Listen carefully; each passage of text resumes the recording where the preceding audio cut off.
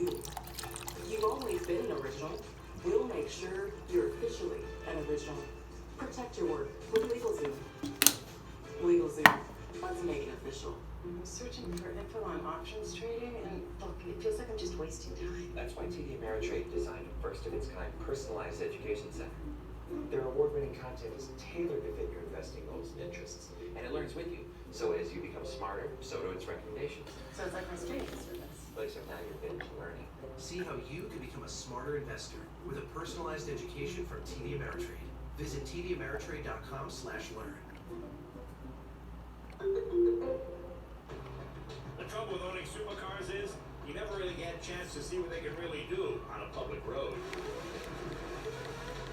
So we're off to Central California. We're taking street racing off the street and put it on the airport runways where these cars have a license to fly.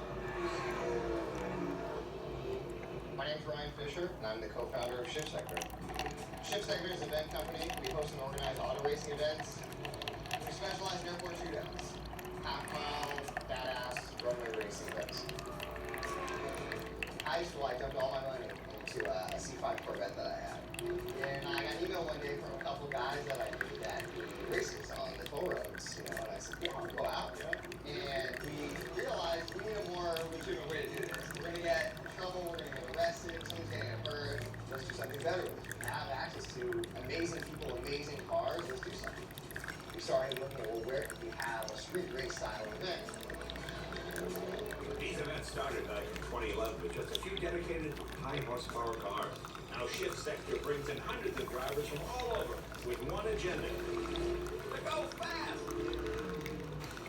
Have all these people from different walks of life, different levels of income, different personal stories, and they're next to each other, racing each other, and we're all just car guys, just trying to have a good time and run our cars. Rarely do you have the opportunity to ever see these cars doing what they're meant to do.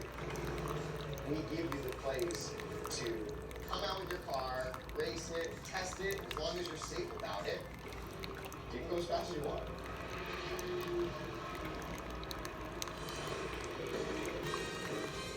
But now, folks, it's time to assess and caress with the love.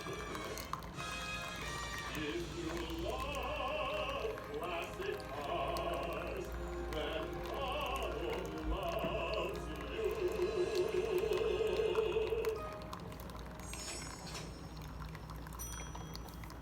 We're back once again with automobile appraiser extraordinaire Donald Osborne. Donald, we have three cars here today. Tell us what we got. Well, Jay, we've got three genuine supercars. A 1913 Mercer Raceabout, a 1977 Porsche Carrera Turbo, and a 1994 McLaren F1. Well, let's start with the Mercer Raceabout.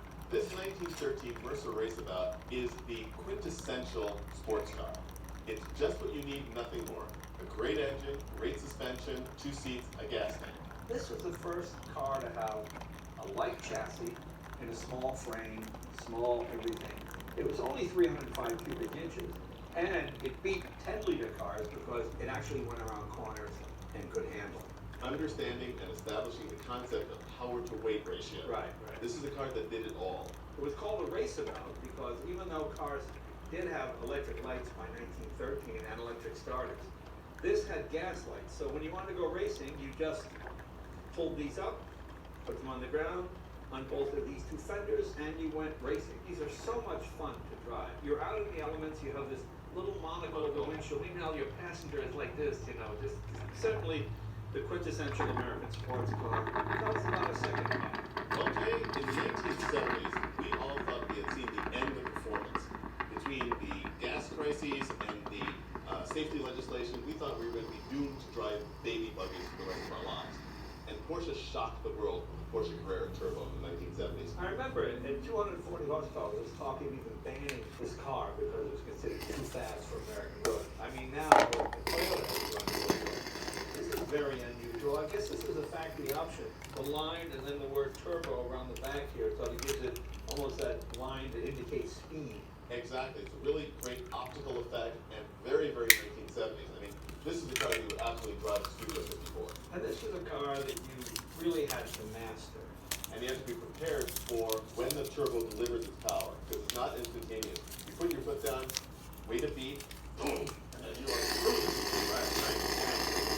Now let's go to the final car here, the McLaren F1. McLaren F1 is arguably the ultimate car of the 20th century. The McLaren company, which was started, of course, by the great race car driver Bruce McLaren, at this point, when this car was being developed, was at the absolute peak of its form in Formula One racing, and when Gordon Murray, one of the greatest car designers ever, was given the brief to design the ultimate road-going supercar. Cost no object, design the car, we'll figure out what we have to sell it for. Right, exactly. And of course, at the time, it was not successful because the recession hit. All the supercars were worth $150,000, $250,000, and how could it be that much better? Nobody really thought it could be, so people held off buying the car until essentially the company just stopped production, and then it took off after that. This is serial number 15. This was the 15th car built. And it stayed on the showroom floor for a long time before I bought it. I really hesitated, and I said, you know, it's still there in 2 weeks. All right. No, it was there 2 weeks later. And now I realize it's the greatest decision I ever made. Oh, and it's just glorious to drive because there are no driver aids. There's no boosters, there's no anti-lock brakes, there's no traction control. You're master of your own destiny, sort of, you know. Something else that our three cars today in this segment have in common. Right. These are cars made for drivers, not cars that drive themselves. Right. All right, 3 supercars, but which one has appreciated most in value? I think I know the answer to this one, but we'll see. This and more after a brief message from our sponsors. The Volkswagen Carbon Ghia is the most economical sports car you can buy.